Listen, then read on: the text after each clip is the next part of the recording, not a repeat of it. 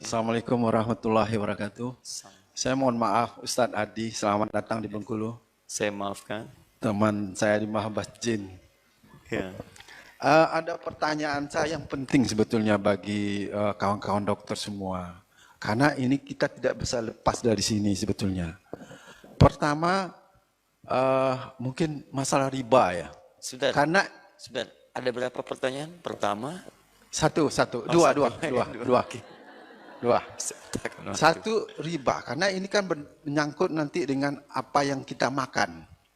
Nah, masalahnya sekarang hampir seluruh dokter mungkin tidak ada dokter yang tidak punya rekening bank konvensional. Nah, bagaimana ini mengantisipasinya? Yang kedua, kemudian juga kita juga melakukan pemeriksaan pada pasien, itu ada lawan jenis. Bagaimana pendapat Ustadz Adi? Itu aja. Terima kasih. Assalamualaikum warahmatullahi wabarakatuh. Salam terbahagia. Begini, saya mulai dari yang kedua dulu ya. Yang kedua. Jadi ada titik-titik hukum di dalam fikih yang sumbernya di Al-Quran, juga dalam hadis, yang titik itu disebut dengan mustasnayat. Sesuatu pengecualian kekhususan dalam aspek yang sifatnya darurat. Misal, jangankan profesi dokter, profesi apapun, ketika dia menunaikan haji atau umrah, bukankah dia bertawaf? Ya, saat tawaf itu kan dia bersentuhan tuh dengan lawan jenis. Ya, ada perempuan, ada laki-laki dan sebagainya kan? Ya kadang-kadang tergeser atau kemudian macam-macam atau terdorong atau bahkan juga tergores atau bersentuhan ya dan sebagainya. Apakah itu membatalkan wudunya? Ulama sepakat sebut tidak. Ya kan? Padahal di luar kondisi itu ketika bersentuhan mazhab Syafi'i mengatakan batal wudunya. Ya.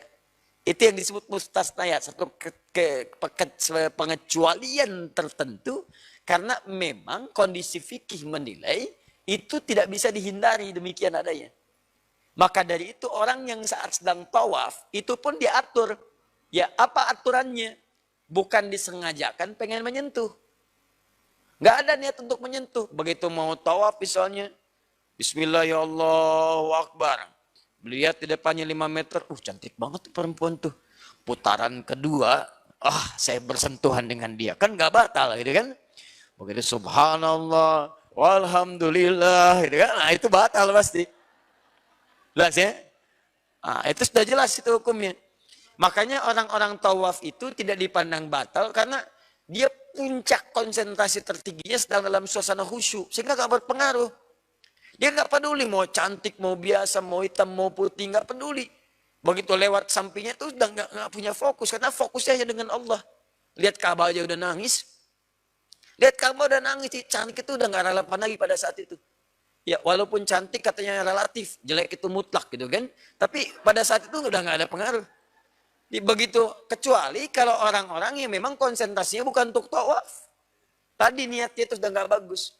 Maka kalau niatnya itu kemudian fokus pada urusan ibadahnya dalam kondisi yang dibenarkan oleh syariat, maka tidak ada hukum haram berlaku pada saat itu karena kondisinya darurat.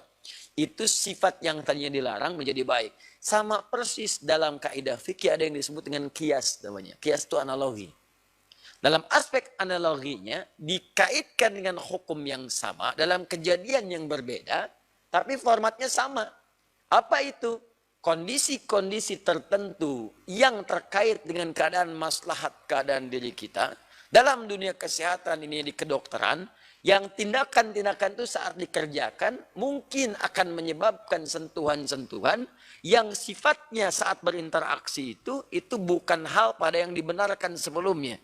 Di asalnya haram. Contoh dokter laki-laki mengobati perempuan. Itu haram. Dalam kondisi tertentu nggak ada spesialis di bidang itu kecuali spesialisasinya misalnya dokternya laki-laki saja. Yang normalnya kan begini, yang mengandung perempuan ini normal. Yang mengandung perempuan harusnya kan yang merawat perempuan juga. Ya, masa yang mengandung perempuan, yang lahiran perempuan, yang nangani laki-laki, kan agak aneh gitu kan? Ya, dalam kondisi normal biasanya. Tapi ada bidang-bidang tertentu, misalnya di kedokteran, yang saat kemudian itu dibutuhkan, nggak ada perempuan yang bidang di bidang yang ahlinya misalnya, yang ada cuman ini. Maka itu yang disebutkan dengan kondisi darurat, yang dengan itu memperbolehkan sesuatu yang dilarang. Kaidah fikihnya, ad-daruratu tubihul mahdzurat. Dalam kondisi darurat, maka dibolehkan sesuatu yang terlarang sebelumnya itu. Demi kemaslahatan yang lebih besar. Ya, demi kemaslahatan yang lebih besar. Kecuali kalau memang dalam pengobatan itu, dokter-dokter itu misalnya sengaja, baik perempuan memeriksa laki-laki atau laki-laki memeriksa perempuan, sengaja mengeluarkan unsur haram. Ini pasien cantik banget nih. Wah, sayang kalau nggak dieksplorasi. Misalnya kan, ada bahasanya udah nggak enak tuh. Ya, yang sakitnya sebetulnya bagian tangan, yang diperiksa bagian perut. Nah misalnya kan, itu jelas haram itu. Ya jelas haram. Ya Pak, tangan saya kan yang sakit. Enggak Bu, ini darurat. Misalnya kan, tidak. Itu haram. Paham ya? Sama dengan syahwat itu kan muncul di perempuan juga. Syahwat dokter perempuan, meriksa laki-laki. Sama aja gitu kan. Maka dari sini coba dilihat. Ad-daruratu tubihul mahdzurat. Jadi sesuatu yang haram itu bisa berubah menjadi mubah boleh dalam kondisi yang tertentu saja. Tidak dalam kondisi yang umum sifatnya. Jelas sampai sini? Baik. Paling gampangnya ginilah, babi apa hukumnya? Haram kan? Bagi kita muslim haram. Bahkan di Kristen juga haram. Gak boleh makan babi di Kristen juga. Ya jadi kalau ada teman-teman yang misalnya Nasrani, ya dibaca kitabnya di Bible, itu haram hukumnya, ada turunannya. Ya, kita nggak usah bahas itulah ya. Itu kan di ranah yang lain. Jadi saya pulang-pulang jadi tersangka gitu kan. itu simpan aja. Tapi kita bisa share dengan pengetahuan. Nah, gini, babi itu jelas hukumnya haram. Dalam kondisi tertentu, Anda misalnya sedang tugas ke Cina.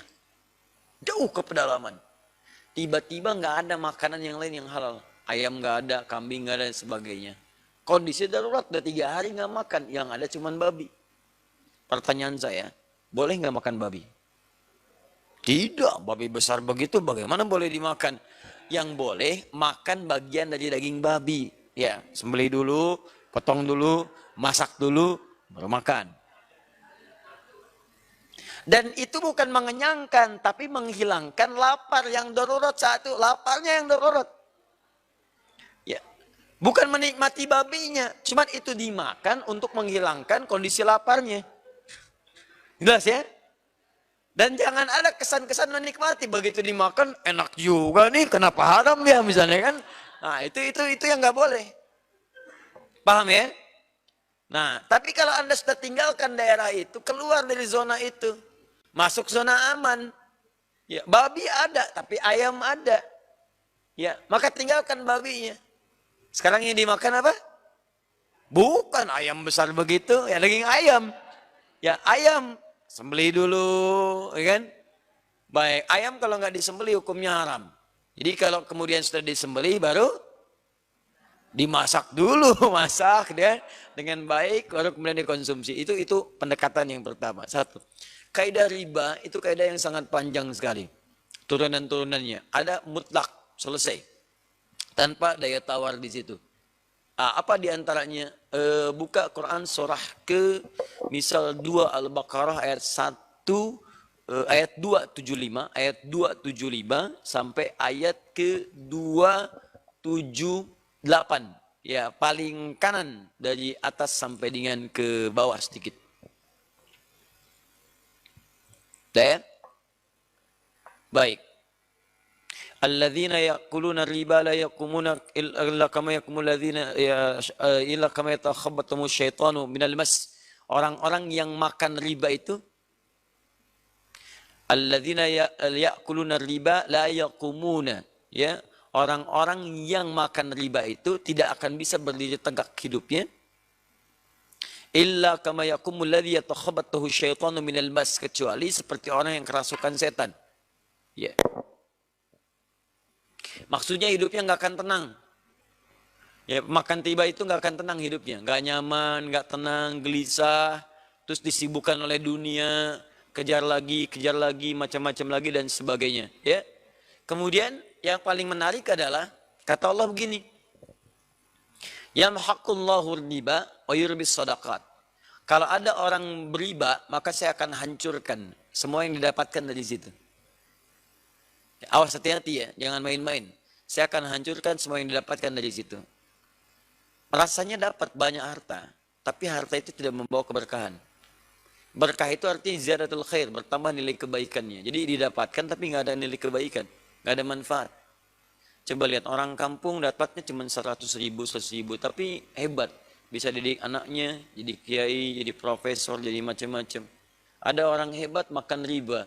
Apa yang terjadi? Terjangkit narkoba, senang dengan tawuran, macam-macam dan sebagainya. Pasti ada yang salah. Pasti ada yang keliru. Coba dicek lagi keseluruhannya. Ini contoh kecil saja, walaupun tidak semua anak yang tawuran itu terlibat, misalnya dalam riba tidak juga.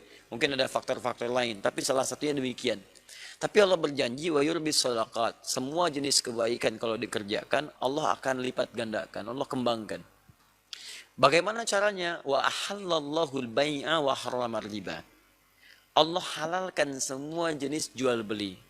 Jasa yang benar, transaksi yang bagus, ya. Tapi kemudian Allah haramkan riba.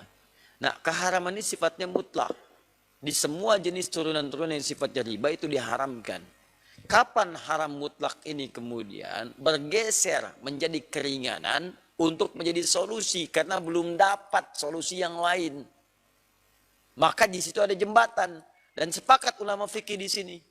Dalam kondisi-kondisi tidak ada obat yang sempurna, tidak ada solusi yang nyata dari ketentuan syariat secara komprehensif, yang tidak ada jembatan untuk bisa menyampaikan ke sana kecuali ada bagian dari itu, maka kaidah mengatakan, kaidahnya dalam fikih mengatakan, Anda kalau tidak bisa meninggalkan semuanya, maka jadikan itu jembatan untuk mencari solusi yang lebih baik di kemudian hari. Contoh paling gampang, bank konvensional. Sepakat di konvensional ada riba. Selesai. Ya kan? Nah sekarang ada solusinya. Apa itu? Bank syariah misalnya. Tapi ada proses-proses tertentu yang bank syariah nggak bisa cover misalnya. Ada bagian tertentu bank syariah nggak bisa cover nih. Yang bisa covernya bank konvensional misalnya.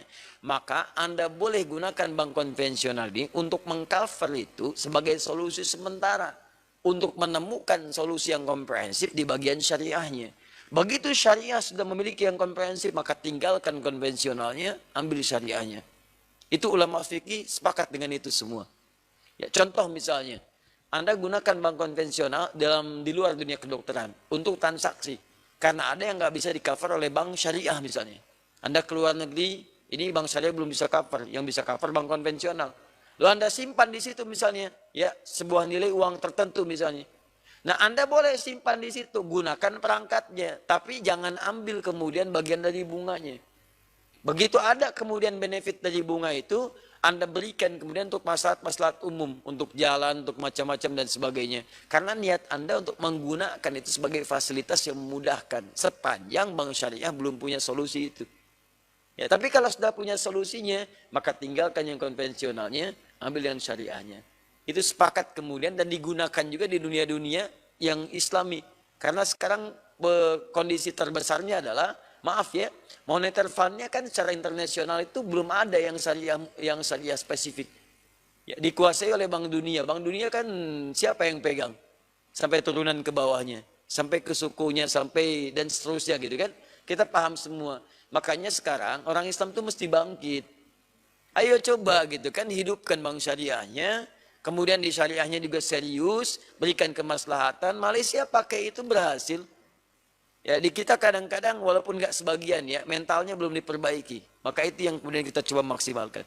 Saya kira paham ya, insya Allah ya.